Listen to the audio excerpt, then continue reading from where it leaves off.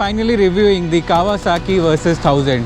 It is the highest capacity adventure touring bike which Kawasaki has on offer, and it provides a 1000cc engine with an amazing performance.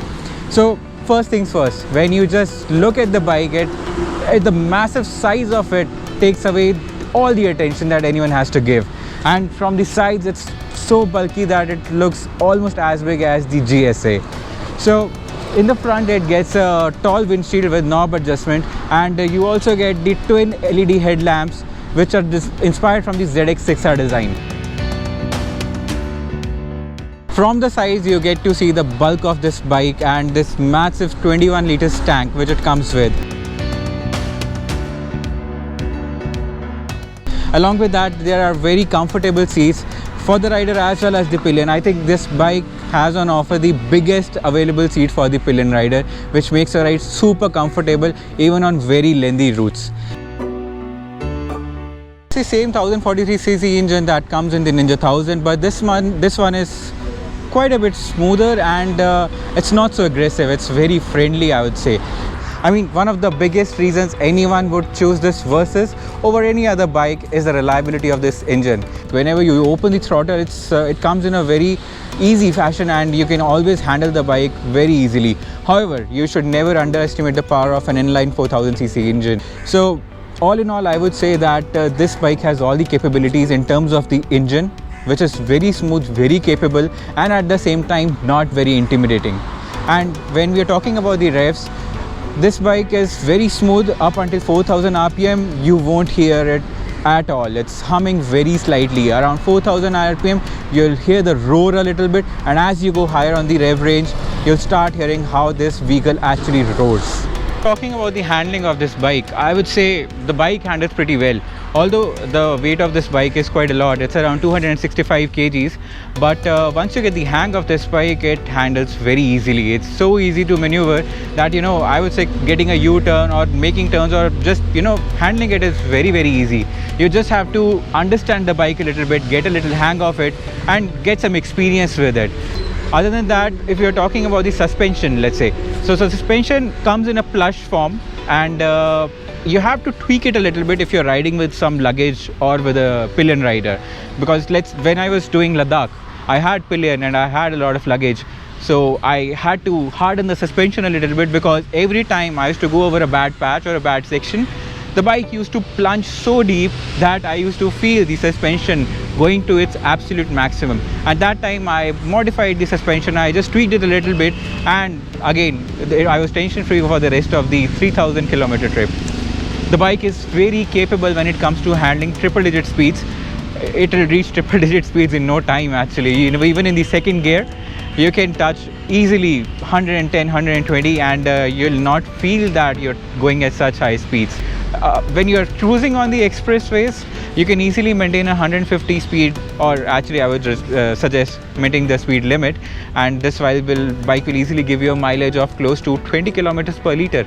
If I show you the lifetime average of this bike, which is around for 8000 kilometers, right now I'm sitting at an average of around 19 kilometers per liter, and let's say I'm not the most ideal rider when it comes to riding conditions.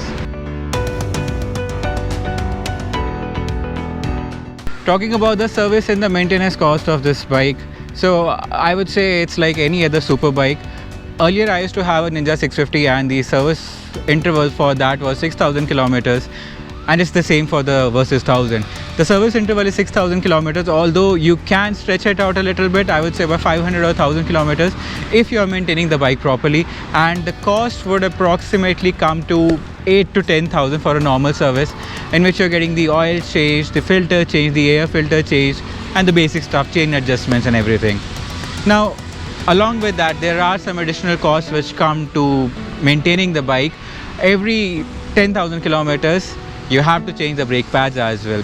So these brake pads are going to cost around 15,000 for the front, and actually around 12,000 for the front, and 6 to 7,000 for the back, because in the front you have dual disc brakes, so you get 4 brake pads or 2 pairs of brake pads, and in the rear you get a single pair of brake pads. So that's the cost of maintaining the brakes, and obviously you have the tire wear and tear as well, and it's a very fat tire as you can see.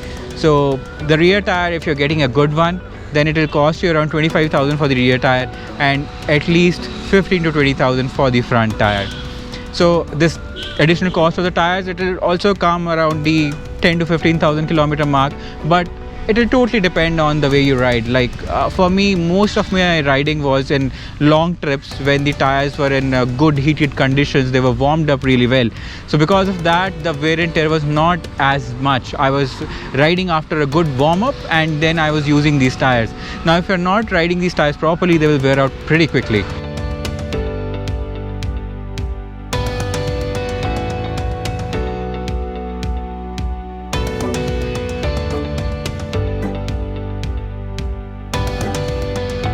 Did Ladakh as well on this particular bike, and along with that I did a Spiti tour as well. Both of those happened in one single year, and I really had a couple of insights from those trips. First of all, this bike is an excellent mile muncher. It munches miles like crazy. You can be on this bike for like 600, 800 kilometers and you wouldn't even feel it, you wouldn't even realize it. You are just doing cruising speeds and you'll never even realize where the distance is even going.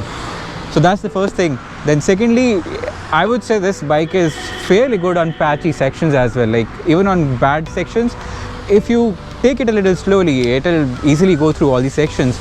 Although it has alloy wheels, that is one of my biggest gripes with this bike, that you don't get these spoked wheels. And naturally, with the type of engine, the type of bike it is, I don't expect it to get spoked wheels.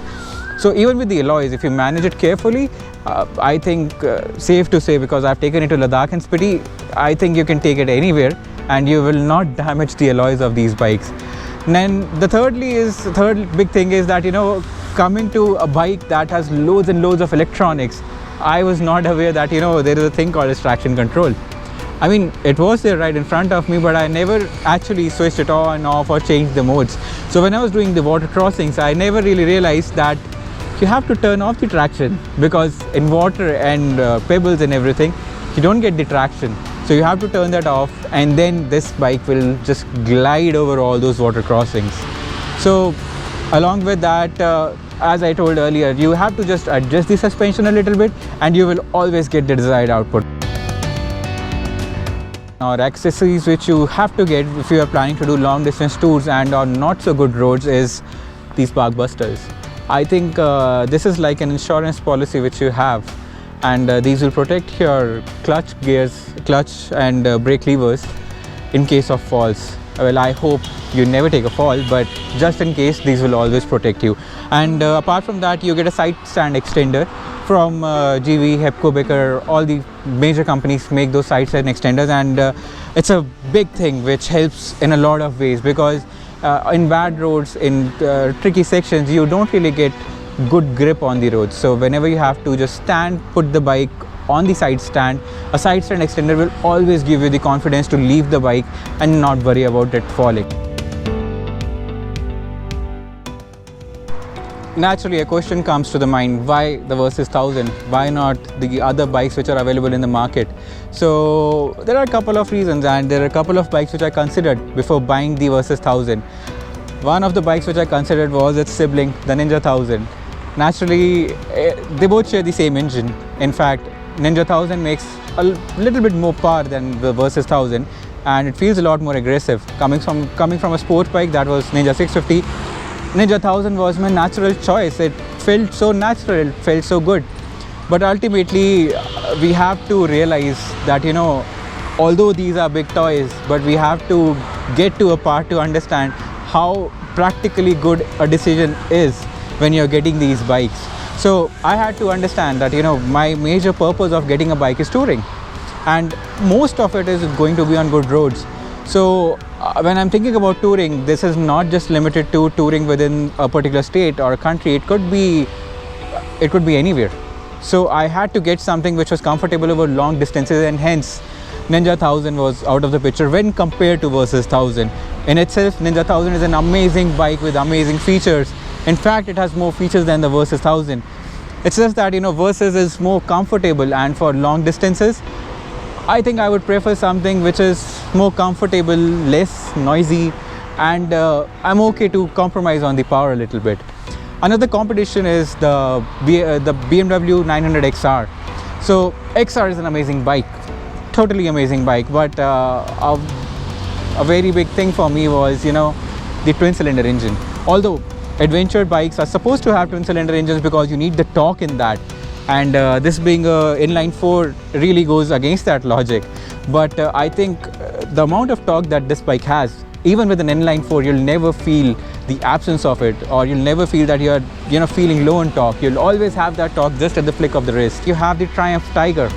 Triumph Tiger is, I would honestly just say it out loud, it's better than the Versys. There's no doubt in that. It has better touring capabilities, and it has better off-roading capabilities. It is better in almost every aspect. Apart from the seat comfort and the engine power and everything, the Tiger is like the perfect machine for any particular user. But that comes at a cost. So I was limited with the budget that I had in mind, and because of that, I couldn't go with the Tiger as well. So overall, I would say when I was looking at the competition, I was having Ninja 1000 in mind, Triumph Tiger, BMW 900 XR, and the BMW 750 GS. So some of them I couldn't go to because of the cost reasons, and some of them because I simply liked the inline 4, and that came with a touring machine. So that was the reason for going with the Versys 1000. I think we should be very honest and talk about the cons as well. I've told you all the pros of this bike, what this bike comes with. So let's talk about the cons. So one of the biggest, I would say, is the weight of this bike. This bike is quite heavy. It comes at 265 kgs, and it's a very top heavy bike. So initially it will take quite some time to get used to the weight of this bike and the weight distribution of this bike. Along with that, the height, the riding height of this bike is quite a lot. If you are a short rider, if you are, let's say, below, let's say 5 feet 5 inches, I'm not sure if your feet are going to touch the ground when you are, trying to get it to stay at one single place. So apart from that, we have the height issue, the weight issue. The thing is headlights. Although it gets a twin LED headlight setup, it's not really a good setup, and you won't get much light when you're riding at night. So that's one very big issue with this bike. And one of the other issues is, as I told earlier, it does not get spoked wheels. It comes with alloys. Now alloys are a little difficult to work with at times. You cannot be really very careless with them. At times you have to be very careful. You have to make sure that you're taking the bike slow and steady. You're not taking it through any bumps. The air pressure is perfect, so that you're not damaging the rim of the bike. You're not damaging the alloys, because once you damage the alloy, I'd say it's game over for at least a month while your bike gets repaired.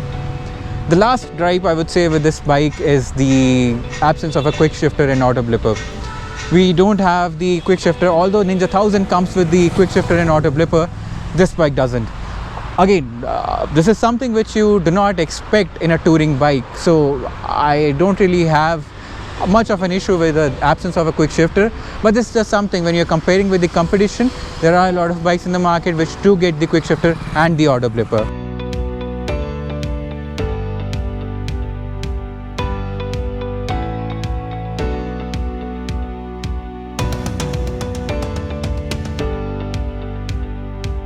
That were all the cons that I could come up with if I had to just nitpick and get any and everything out of this review. So this is the complete review, the pros and cons of getting the Versys 1000, and I hope you get some good information out of this.